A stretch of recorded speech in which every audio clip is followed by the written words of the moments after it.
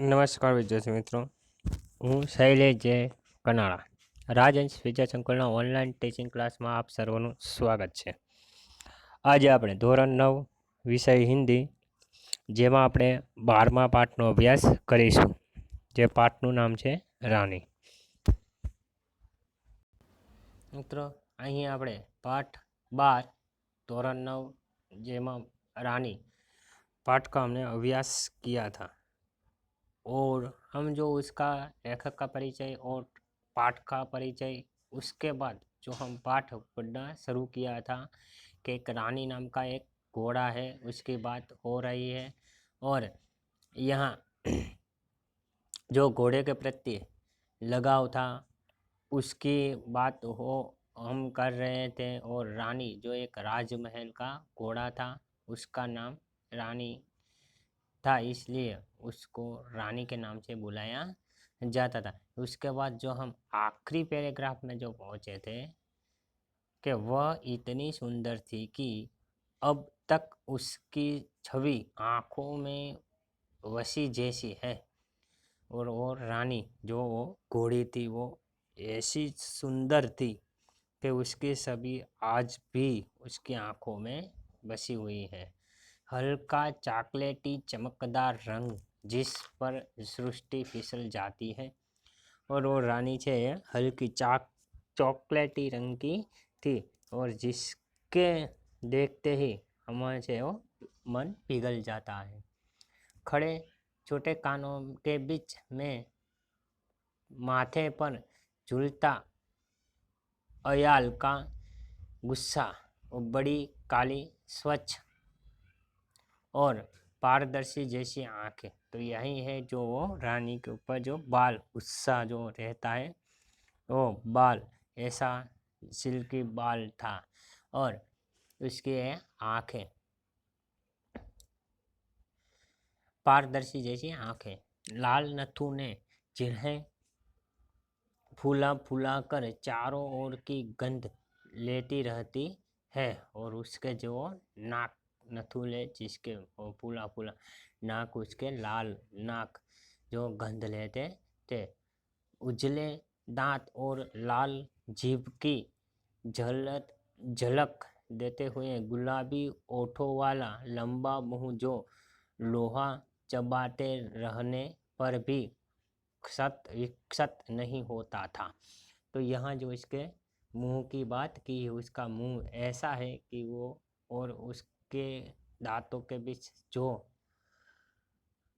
लोहे की वो कड़ी डाली होती है जो चबाता है, ऐसे लोहे की कड़ी जो इसको चबाता रहता है, फिर भी उसको दांतों को और मुंह को कुछ नुकसान नहीं होता था।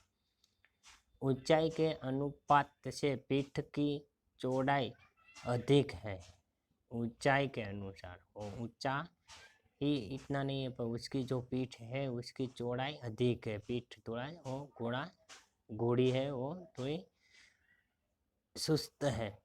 जुड़ोल मजबूत पैर और सघन पूंछ जो मक्खियाँ उड़ाने के क्रम में मोरछल के समान उड़ती गिरती रहती है। तो यहाँ जो इसके घोड़ी की पूरी बात कही है, जो उसका शरीर भी अच्छा है और उसकी पूंछ जो उसके शरीर पर मक्खी और मच्छर बैठते थे तो उसको उड़ाने में बहुत ही अच्छी थी। उस समय वह सब समझने की बुद्धि नहीं थी।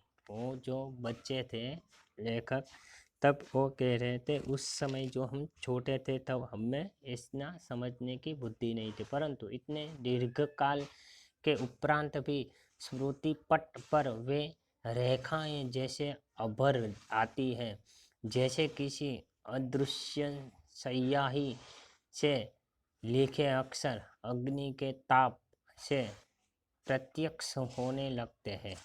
जो यहाँ जो इसके बहुत अच्छी बात की है कि उसकी रेखा ऐसे अभर आती है जैसे किसी अदृश्य स्याही से लिखे अक्षर अग्नि के ताप से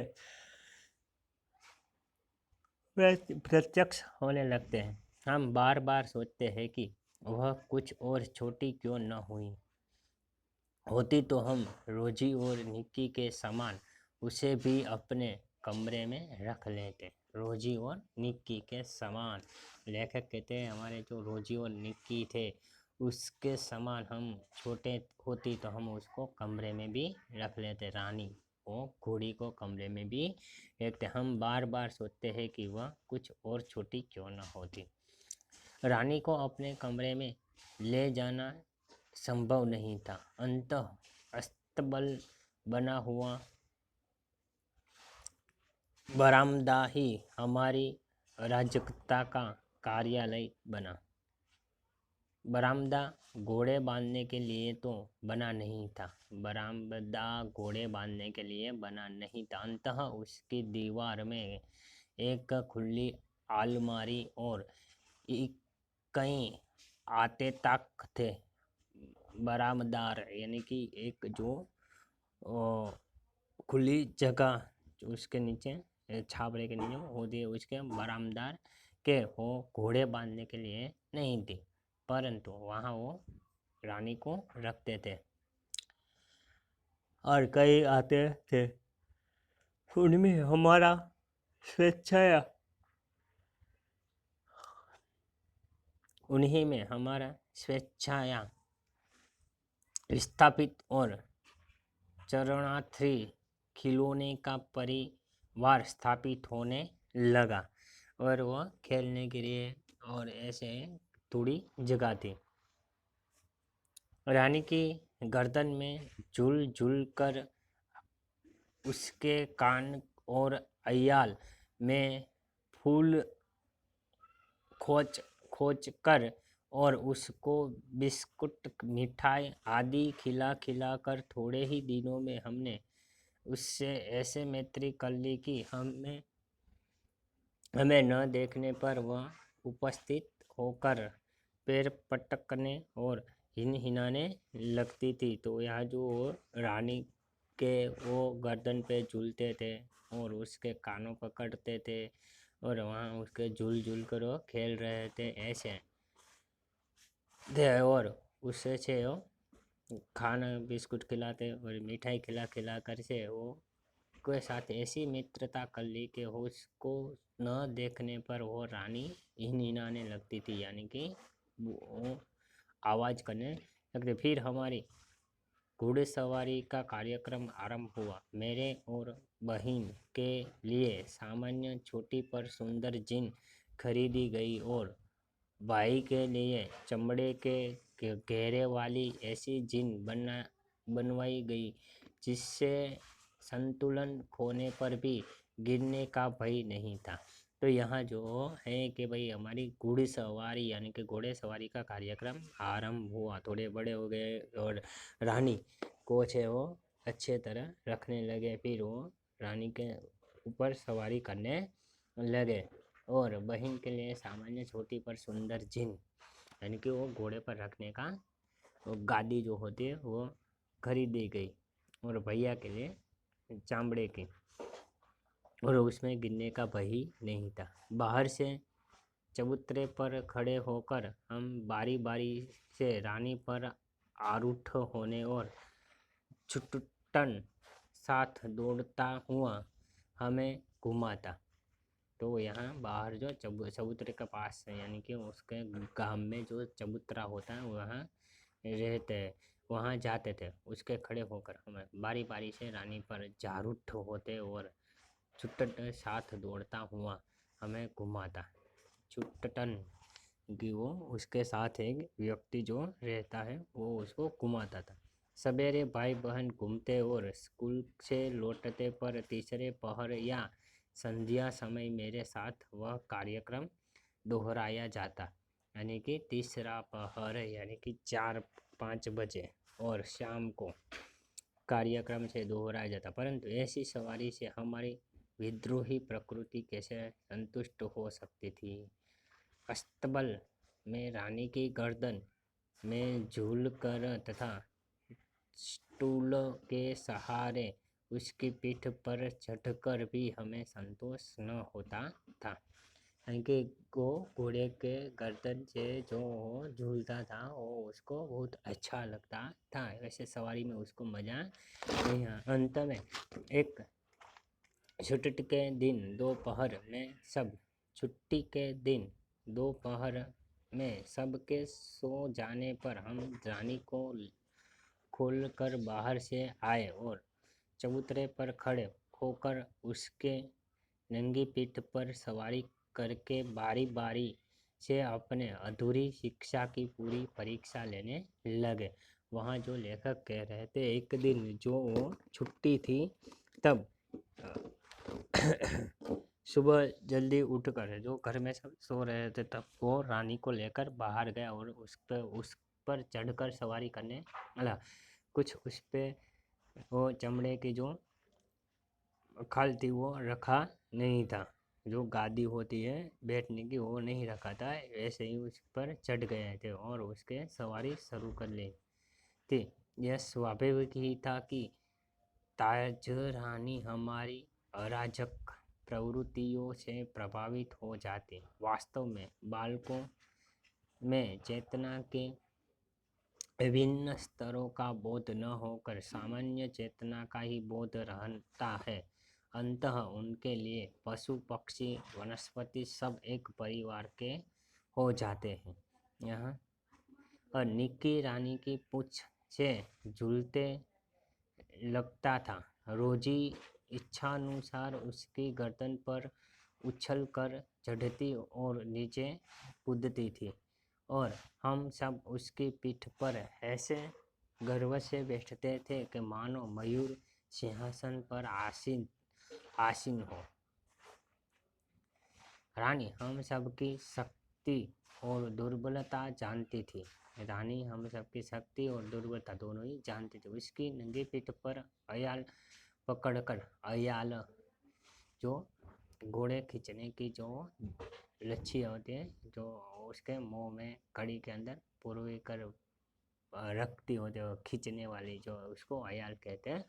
तो अयाल पकड़कर बैठने वालों को वह दिल की चाल से इधर उधर से घुमाकर संतुष्ट कर देती थी। परंतु एक बार मेरे बैठे जाने पर भाई ने अपने हाथ की पतली चट्टी उसके पैरों में मार दी और चोट लगने की तो संभावना ही नहीं थी, परंतु इससे न जाने उसका स्वाभिमान आहत हो गया। यार, कोई दुखद स्मृति उभर आई। वह ऐसे वेग से भागी मानो सड़क पेड़ नहीं नाले सब उसे पकड़ बांध रखे को संकल्प किए हो। यहाँ जो एक बार ऐसा होता है, जो उस पर जो लेखक बैठे थे तो उसके भाई ने एक पतली सी चोटी पतली थी छोटी थी जो उसको पैर पर जोर से मारी, रानी के पैर पर जोर से मारी तो रानी ऐसे भागी को वो काबू में रहना संभव नहीं था। उस लेखक के हाथों में काबू भी नहीं रहा और वो कुछ देखती भी नहीं थी, ऐसे ही भागी। कुछ नाले वाले कुछ देखा नहीं और ऐसे ही दौड़ते हैं। कुछ दूर मैंने अपने आप को उस अड़ंग खटोले पर संभाला, परंतु गिरता तो निश्चित था। मेरे गिरते ही रानी मानो अतीत से वर्तमान में लौट आई और इस प्रकार निश्चल खड़ी रह गई, जैसे पश्चाताप की प्रस्तर प्रतिमा हो।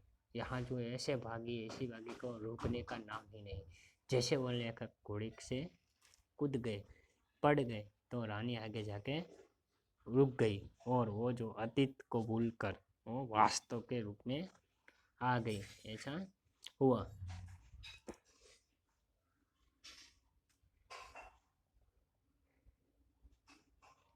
साथियों की चीख पुकार से सब दौड़े और फिर बहुत दिनों तक मुझे बिछाने पर से पड़ा रहना पड़ा। यानी कि वो बहुत दिनों तक से वो गिरे थे, उसको लगा हुआ था, इसलिए उसको हॉस्पिटल में और घर में आराम करना ही पड़ा बहुत दिनों तक। स्वस्थ होकर रानी के पास जाने पर वह ऐसी करुण पश्चाताप भरी दृष्टि से मुझे देखकर हिनहिनाने लगी कि मेरे आंसू आ गए। और वो रानी जो उस लेखक के माफ़ी मांगने चाहती थी, उसको देखकर रानी की आंखों में आंसू निकल गए और उसको हिनहिनाने लगी और एक भी रो पड़े। एक बार भाई के जन्मदिन पर रानी ने उसके लिए सोने के कड़े भेजे। सामान्यतः वह कोई भी नया कपड़ा या आभूषण पहनकर रानी को दिखाने अवश्य जाते थे। लेखक का जो छोटा भाई सुंदर छोटे शेर मुंह वाले कपड़े पहनकर भाई रानी को दिखाने गया और न जाने किन प्रेरणा से वह दोनों कपड़े उतारकर रानी के खड़े सतर्क कानों के वलय की तरह पहना आया। फिर हम सब खेल में कड़ों की बात भूल गए। उसने जो कड़ा था वो रानी के पास रखा था, फिर वो कड़ा की बात भूल ही गए। संध्या समय भाई के बड़े रहित हाथ देखकर अब माँ ने पूछा ताश की तब खोज आरंभ हुई, पर कहीं भी कड़ों का पता नहीं चला। शाम हो गई, फिर उसने माँ ने उसके हाथ में देखा कि कड़ा पहना नहीं था। फिर उसने ऐसा लगा कड़ा तो कहीं खो गया, तो उसने ढूंढने का शुरू कर दिया।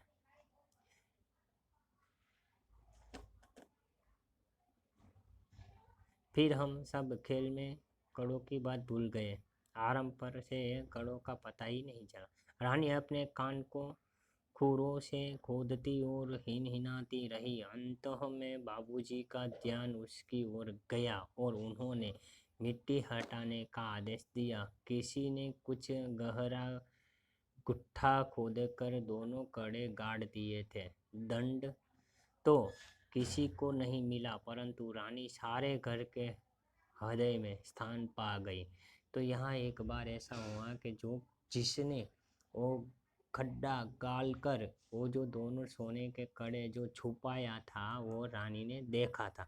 फिर सब लोग जो ढूंढ रहे थे, तो रानी जो कान फड़फड़ा रही थी और हिनहिना रही थी कि बता रही थी यहाँ कड़ा है। फिर यहाँ जो उस बाबूजी का से ध्यान गया, तो उसने से ये कहा कि यहाँ रानी ढूंढने को कह रही है। तो खड्डा धूड़ जो थी वो इसको हटाने का कहा, तो वो जो खड्डा गाला तो उसमें से दोनों कड़े मिल गए। धन तो किसी को नहीं मिला, पर रानी सबके दिल में बस गई। एक घटना अपनी विचित्रता से स्मरणीय है। और एक सवेरे उठते पर हमने रानी के पास एक छोटे से घोड़े के बच्चों को देखा। यह कहाँ था कहकर हमने रामा को इतना थका दिया कि उसने निरुपाय घोषणा की कि वह नया जीव रानी के पेट में दाना चारा खाकर सो रहा था। भाई ने उत्साह से पूछा और भी है, और रामा ने स्वीकृति में सिर हिलाया। यहाँ जो है रानी ने एक बच्चे को जन्म भी दिया और वो सब देखने लगे कि ये क्या है। अब तो हम विस्मित भी हुए और क्रोधित भी। ये छोटे जीव कोई काम धाम नहीं करते और हमको पीठ पर बिठाकर दौड़ने वाली रानी का दाना चारा स्वयं खाकर उसके पेट में लेते रहते हैं। तो यहाँ जो ऐसा लगा कि अब तो ये रानी हमारे साथ दौड़ने नहीं आएगी, हमारे साथ वो खेलने नहीं आएगी, क्योंकि उसको उसके बच्चे का ध्यान रखना पड़ता है। अब तो हम इसमें भी हो गए क्रोधी भी। ये छोटे जीव कोई काम दाम नहीं करते, जो छोटे हैं उसको। और आगे भाई ने कहा रानी का पेट चीरकर हम कम से कम एक और बच्चा घोड़ा निकाल ले, तब बच्चे घोड़े पर वे छोटे बहन भाई बैठेंगे और रानी मेरे सेवा में रहेगी। यह जो लेखक के भाई कहता है कि हम एक बच्चा और भी निकाल ले तो दोनों भाई बहन है उसमें रहेंगे और रानी मेरे साथ रहेगी। रास्ता मुझे भी उचित जाना पड़ा, पर जब एक दोपहर को वह कहीं से साग काटने का चाकू ले आया, तब मेरे साहस ने जवाब दे दिया। एक और भी समस्या की ओर हमारा ध्यान गया। फिर हमने ऐसा लगा कि चलो रानी का पेट काट कर उसमें से एक और बच्चा निकाले। हम चाकू भी ले आया। फिर हमको एक थोड़ी मुश्किल हुई और दूसरा हमारा एक और ध्यान गया। आखिर हम रानी का पेट सिएंगे कैसे? उसने लगा रानी का पेट हम फाड़ें तो देंगे, फिर चीर तो देंगे, फिर उसको सिएंगे कैसे? माँ की महीन महीन सी सुई से तो सीना संभव नहीं है। यानी कि माँ की जो सुई है उसके सीना संभव तो नहीं है।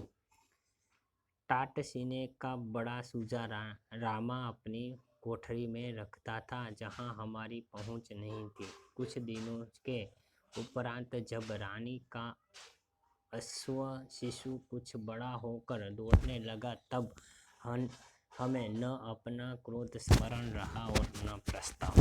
फिर ये जो ऐसा था कि जो मोटी सुई थी, बड़ी सुई थी, जो कोठरी में रहती है, वहाँ तो पहुँचना संभव नहीं था। तो उसने लगा कि कुछ दिनों बाद हम ये रानी के पेट से बच्चा निकालेंगे। फिर वो जो बच्चा है वो तो बड़ा हो गया, फिर सवारी भी करने लगा, फिर उसका ये जो काम है वो ऐसे ही रह गया। उसने रानी का पेट सिरा नहीं।